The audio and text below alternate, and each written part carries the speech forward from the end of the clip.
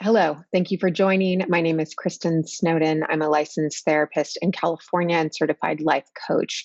And this is a part of a monthly webinar brought to you by sexandrelationshiphealing.com. It's free. You can access me live the second Wednesday of every month at 9:30 a.m. Pacific time. And all the information will be down in the description. But this month or this past year, we've been doing a chapter a month. We've been doing a chapter a month on the topic of how the 12 steps that are applied in the AA community, how the concepts can be a very tangible, very concrete, helpful tool in moving to a transformational place and changing your current life that's not working for you, even if you don't identify as an addict in any kind of way. We don't have to be doing substances or gambling or acting out sexually in some kind of addictive pattern in order to get something from concepts around the 12 steps. So this particular webinar, this is the 6th month. So we are on step 6. And step 6 is talking about we're entirely ready to have God remove all of our defects of character. Now, the AA early community uses the word God, but I've mentioned this many, many times for those of you who struggle with the whole God thing. This can just be a higher power. This can just be the idea that we have gone to every worldly source, therapist, medication, kind of running on that treadmill, trying to perform and be the best people we can be, best parents, best partners, and we can still suffer and struggle. So the idea is that maybe we need to look outside ourselves and ask for help. However you define that as a higher source, a higher power, that's what we're talking about here. Something that's non-judgmental, that loves you unconditionally and can kind of love you in spite of your flaws. So we're entirely ready to have a higher power remove all of our defects of character. And let's talk about the importance of that. So steps 1 through 3 help us identify our problems. And then and lean into the discomfort of owning that we need help from others to fix our issues. The idea is steps 1 through 3 is, okay, this is the stuff that's not working. And these are the things that I've tried. This is kind of my definition of insanity. No matter how hard I try, this is just not working. I'm deeply wounded. I'm deeply hurt. I'm frustrated. And then needing to ask people or higher powers outside yourself for help. So kind of waving that white flag saying, I've done my best thinking has got me here. I'm struggling, please help me.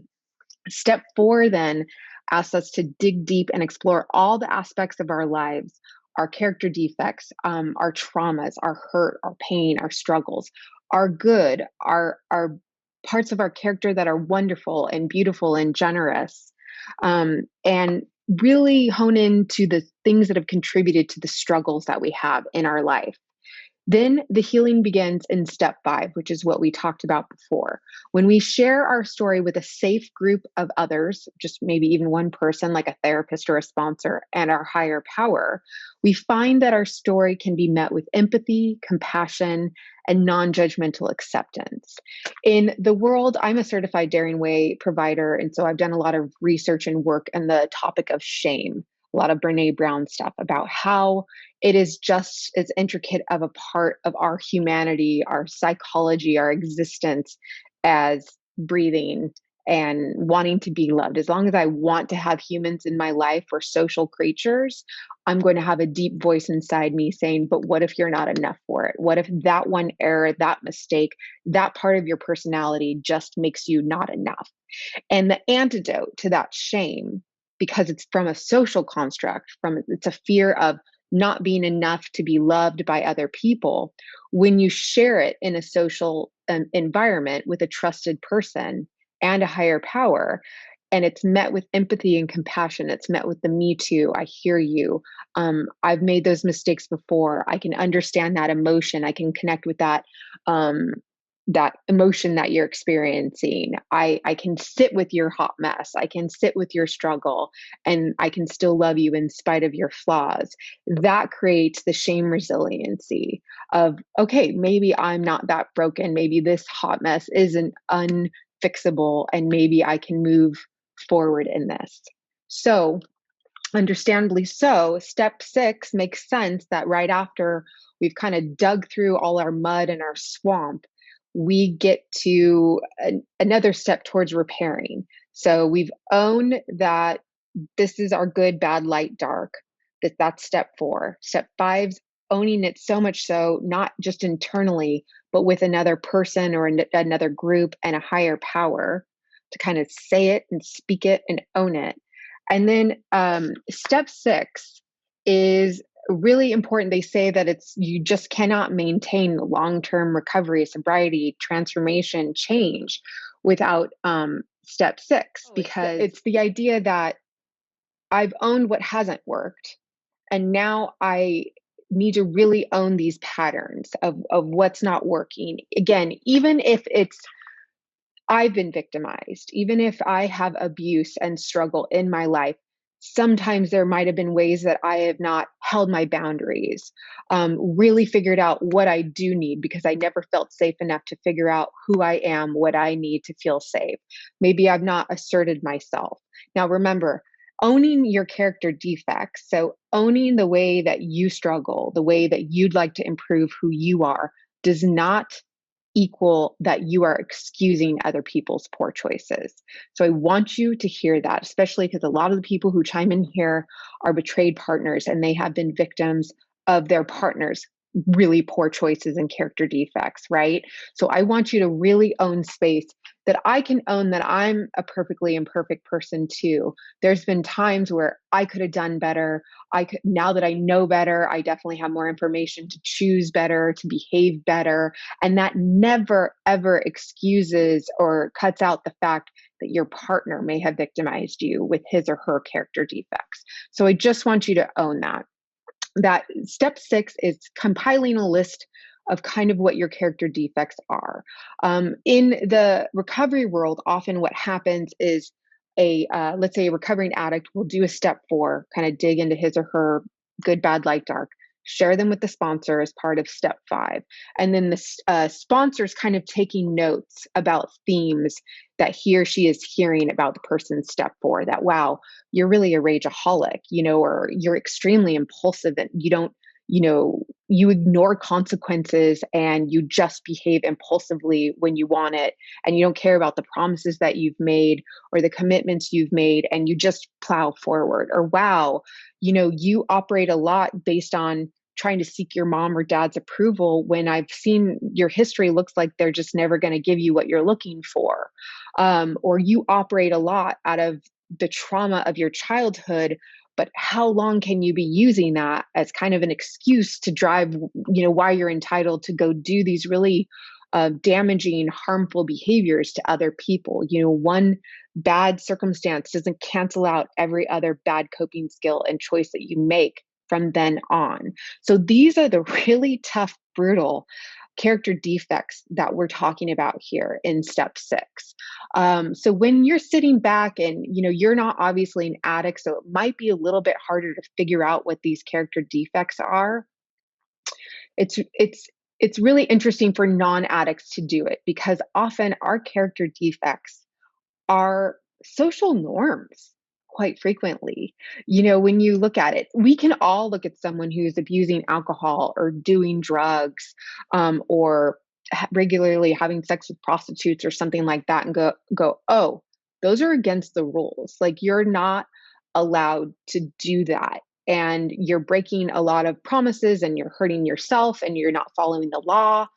Um, but non-addicts, their character defects, where they might struggle, might be a little more insidious. The symptoms of it might just be that you're unhappy, you feel like life is, that you're just kind of flailing around, you're not really sure who you are, what you want from life, you're not getting what you want from your life, etc. But it's important to kind of look, character defects, I kind of generally define them as anything where you have to do the behavior or you're doing the action despite your commitments and promises and the values you have and the goals you have. And in order to do the behavior, you tend to do it in a lying, manipulative type way. So let me kind of explain the difference between character defects of perhaps addicts and non-addicts. So let's say addicts, the character defects are, using the drugs or sexually acting out, having extramarital affairs, or stealing money to support their habits or abusing substances. Strangely enough, from all that we know from addiction, a lot of these behaviors were the addict's best attempt at kind of down regulating and co regulating and coping with the life that they had. So at the time, with their limited understanding, because they are kind of like this, I'm just going to get my needs met and I'm going to do what I got to do to get through life. And this is my best friend. Don't take it away from me. So I'm going to lie, cheat, and steal to keep it going. And all the consequences be damned. I'm going to live in a very small world with not realizing any consequences. That for a while, arguably, worked for them. It didn't work for them because, unfortunately, to do those behaviors, it was very shame filled, because the secret you're living, the double life you're living to protect this acting out behavior, make you feel even crappier. It doesn't actually free your soul, and you don't cope and go, okay, I've gotten through this and I know how to deal with it in a healthy way, and I'm staying true to myself and I'm authentic and I'm living my best life. No, you have to lie, cheat, steal. You have to break all your promises. You have to break your commitments. You have to do things behind your loved one's back. You have to constantly question, when are they going to find out? When is this whole thing going to go belly up? When are they going to call me out and know that I'm just a walking, talking liar that just destroys people's lives every day, including myself, right? That's what makes them character defects. Now, you can kind of go to the other spectrum of non-addicts and start thinking about it. Like I'm just thinking about what my general character defects are. And obviously they're more prevalent and more surfaced when I am not in my best state. I'm in a constant stress state, right? Where, so I'm sarcastic. I come from a sarcastic family.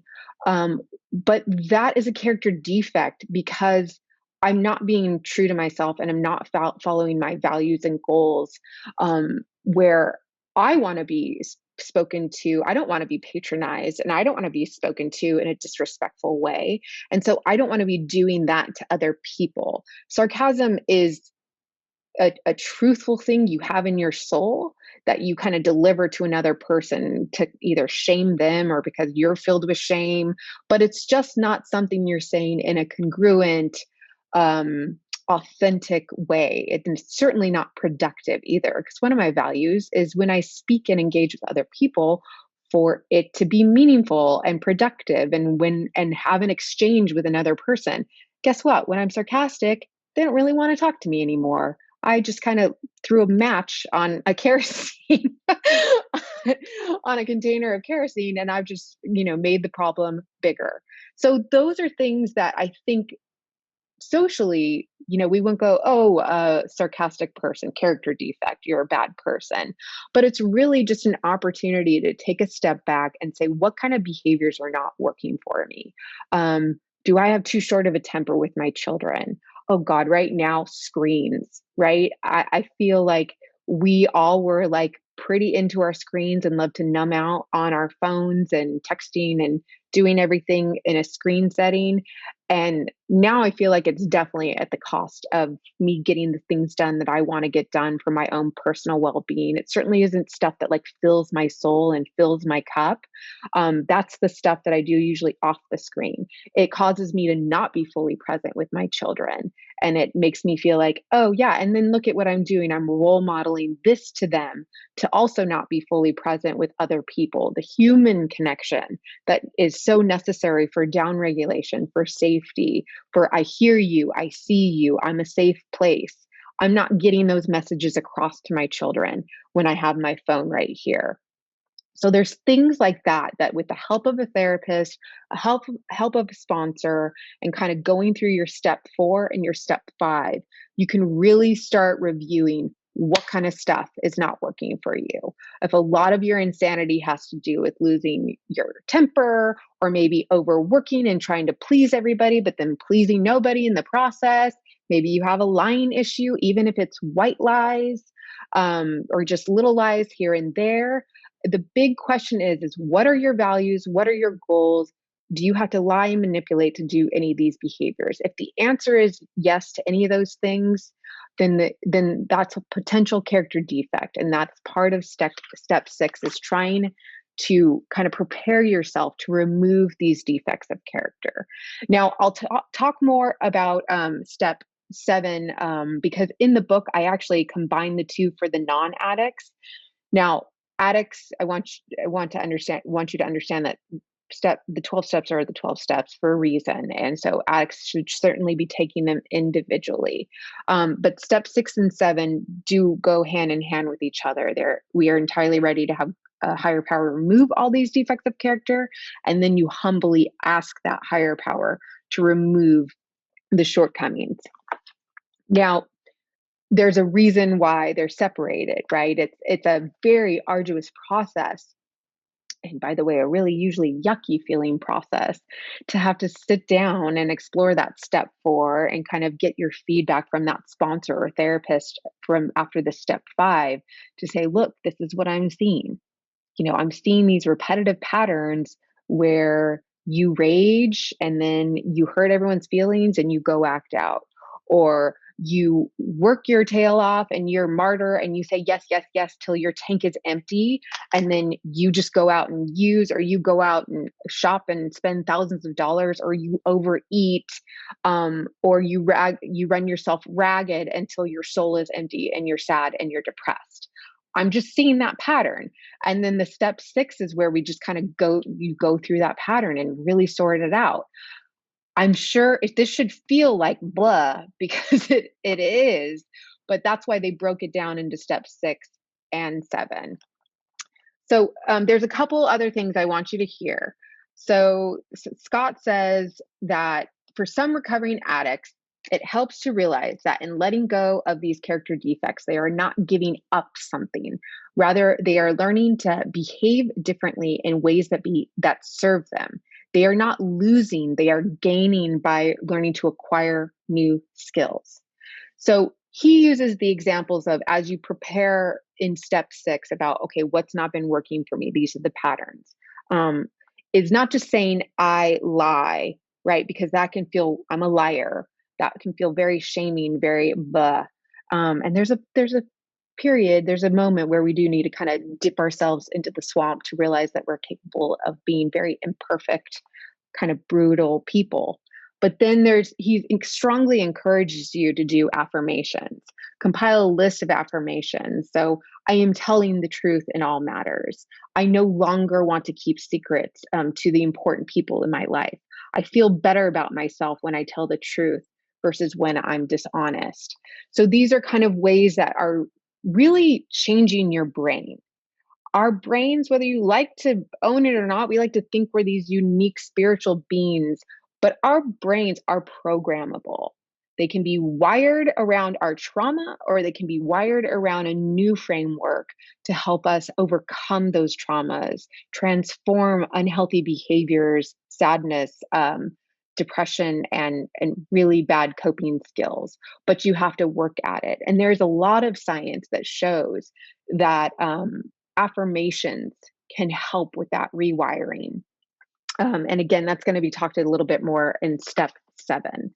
Let me see what else is that.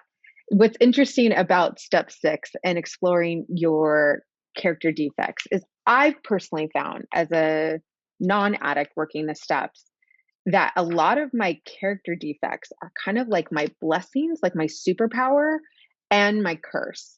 So one of the examples that I use is that I'm a masterful liar, that I found myself, when I look at my patterns of insanity, I would just say things like my phone would ring and I wouldn't get to my phone. I say, oh, sorry, I was stepping out of the shower, but I wasn't stepping out of the shower. And there was a part of me that was like, why? Like, why do I just even say that? Like, I ultimately figured out it's me always hustling for my worthiness.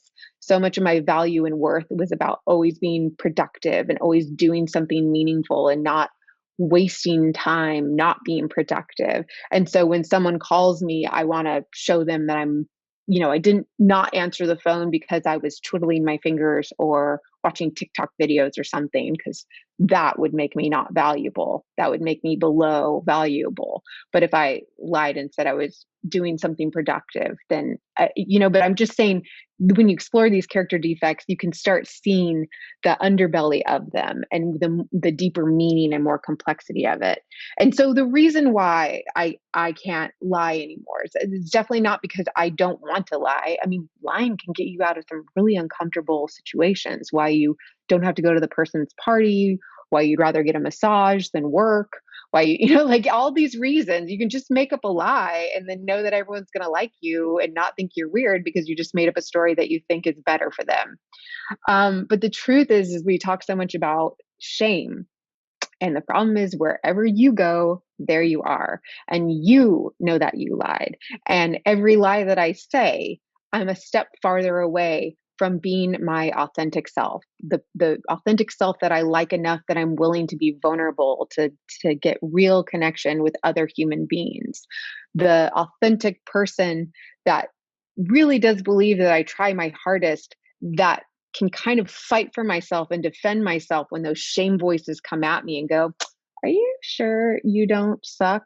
Because this is all the evidence that I have of how selfish you are, of what an annoying package this is, and all those voices. But when I am lying, I have a lot of evidence that says, oh, yeah, no, maybe I am a horrible person. And when I do my best to stay authentic and honest, that really is a hard story to sell in my brain. So I want you to understand the purpose of step 6. That's what I feel like. Is step 5 is shame resiliency, but then step 6 is kind of the maintenance of it. You lead someone into your walk-in closet and it's messy and it's imperfect and it's scattered and it's, and then someone goes, yeah, me too. I get it. Like, my closet's pretty messy too. And then you go, oh, okay. I'm not a freak. I'm not going to be broken for life. I'm not a horrible human that's incapable of being loved and not valued. There's other people here that struggle. But then 6 and 7 are the reinforcement and the maintenance that's necessary after that to say, okay, so then let's start cleaning up a little bit. Let's clean up. Is this closet everything you want it to be? Or if we really started doing some tough work, what would we rather clean up? What would we rather replace it with? And so that now that we know better, we can do better.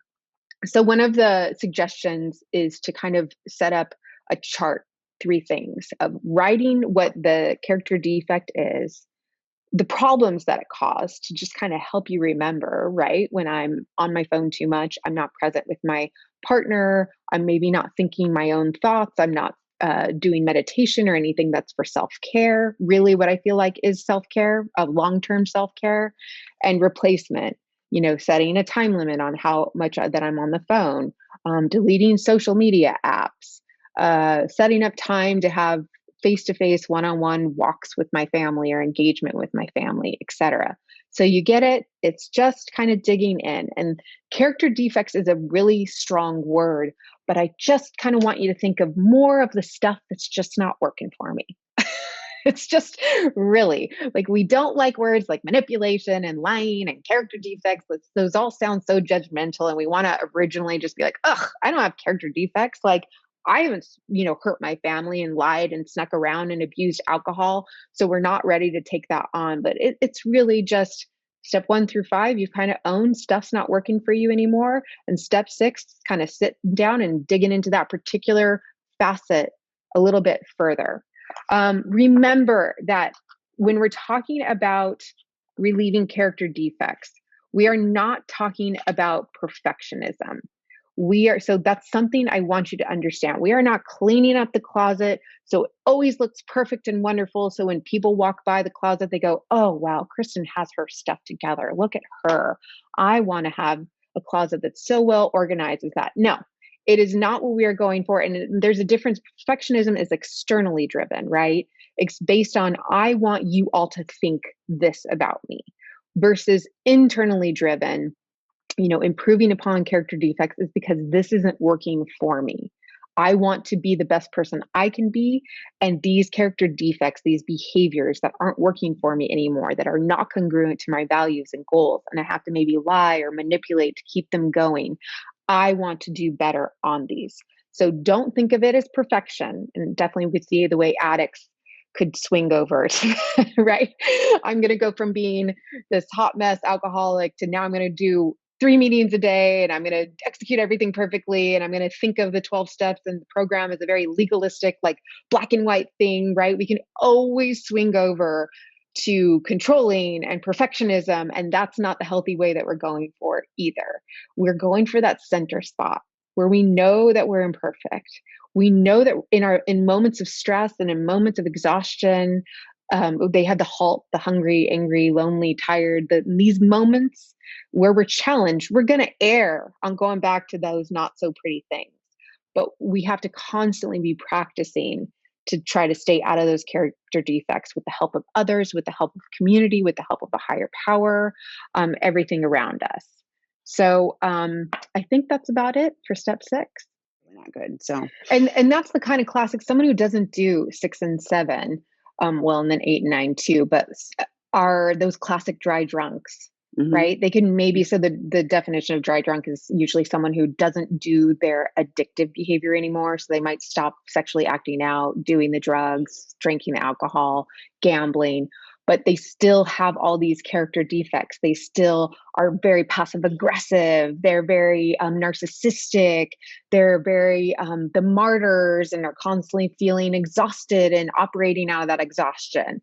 So that is why 6 and 7 are so important to this entire process of change. Is without them, you just can kind of metaphorically be that dry drunk. Okay, I don't do this particular bad thing anymore, but I still do these things that don't exactly fill my tank and make me feel like I'm a good human.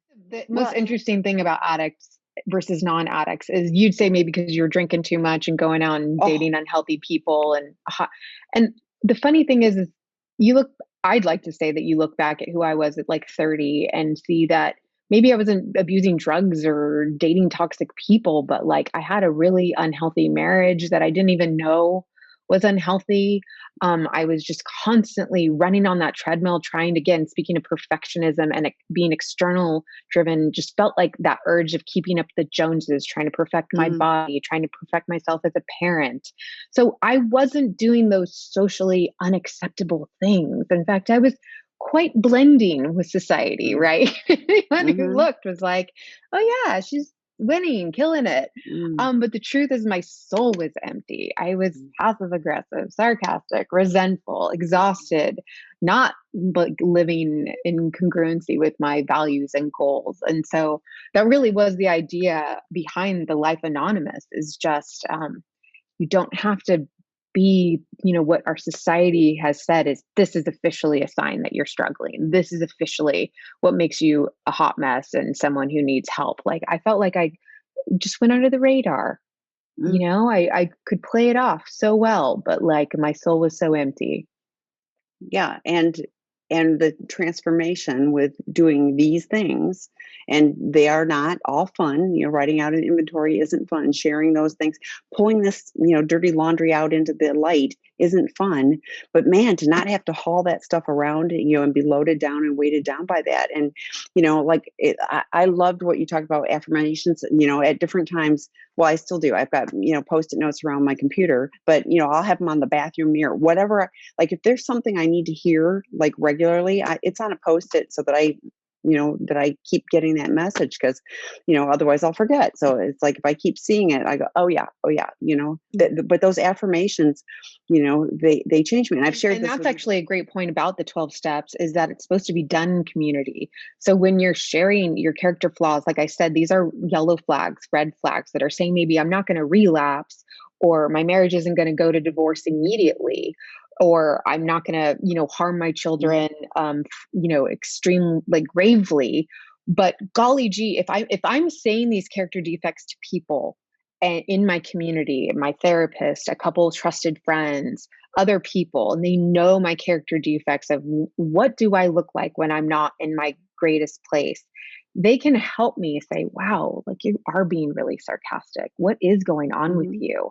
Or, wow, you seem to be restricting your food in a way that you're trying to perfect your body in a certain way. What's going on there? And they can help you pull your head out of your, you know what, basically. When there's a couple people around you who know your character defects, can acknowledge that they're just signs and warning signs of not you being in a great place, and help you.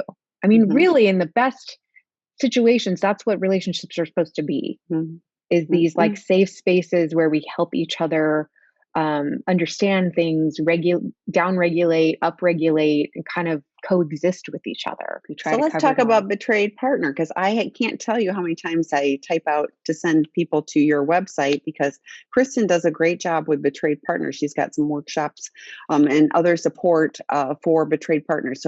So while we have a moment, why don't you talk a little bit about what's going on with you on those Sure. Yeah, aspects? So I currently have a workshop that is open. It's starting June 29th. So if you are thinking of signing up, email me at KristinSnowdenMFT@gmail.com and ask whatever questions or whatever you want to know. But I keep it really small. I never have more than 8 people. And it's just a 5-week group where we meet for an hour and a half, and we do a lot of education, sometimes processing. I give you exercises. There's a lot of questions that are asked about what addiction recovery looks like. Betrayal trauma, I do a lot of work and education on what betrayal trauma looks like and how to heal from that.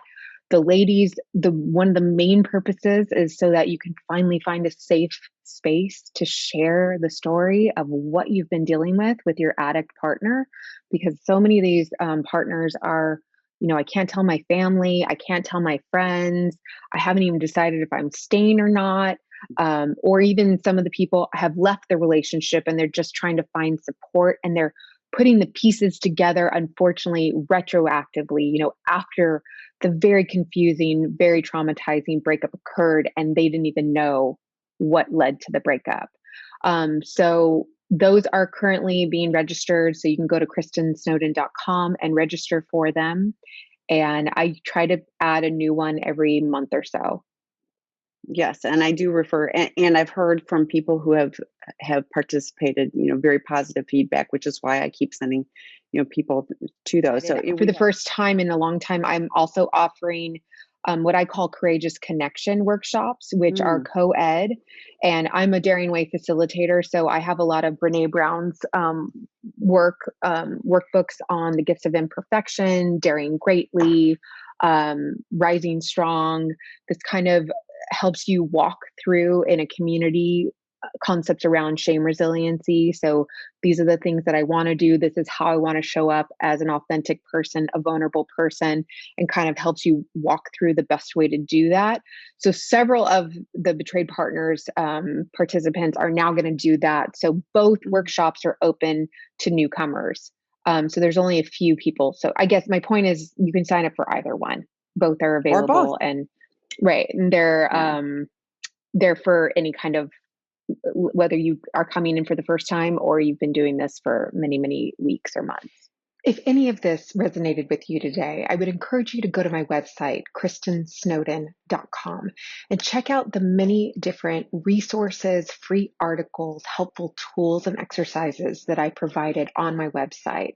Also, I've provided several different opportunities to dive deeper into the work. I have online courses where you can kind of do it from the privacy of your own home on your own timeline.